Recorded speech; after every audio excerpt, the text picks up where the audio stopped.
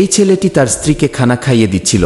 এরপর বেঁচে থাকা নষ্ট খাবারগুলো মায়ের সামনে রেখে বলে, মা, তার ক্ষুধা নেই বেশি, এই খাবারগুলো ফেলে দেওয়ার চেয়ে তুমি খেয়ে নিও। এই বলে অফিসে চলে যায়। এরপর সন্ধ্যায় অফিস থেকে এসে একটি প্যাকেট মায়ের হাতে দেয়।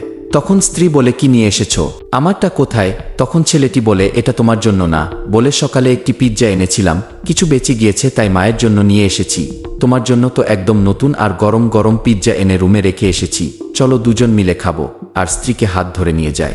আর তার মা চুপচাপ তাকিয়ে থাকে। এরপর স্ত্রী রাত্রে স্বপ্ন দেখে ছটফট করতে থাকে আর উঠে বসে পড়ে। এরপর ছেলেটি তার স্ত্রীকে জিজ্ঞাসা করে, কি হয়েছে তোমার, কেন তুমি এমন করছো? তখন স্ত্রী এমন কথা বলল তা শুনে ছেলেটির মাথা ঘুরে গেল। কিন্তু তা দেখার আগে ভিডিওটি লাইক করে দাও, চ্যানেলটি সাবস্ক্রাইব করে দাও। লাস্টে স্ত্রী বলে, আমি স্বপ্নে দেখেছি যে সন্তান আমরা লালন পালন করে বড় করেছি সেই সন্তান আমাদেরকে বৃদ্ধকালে খেয়াল করছে না। তখন তারা বুঝতে পারে আর তার মায়ের কাছে গিয়ে ক্ষমা চায়।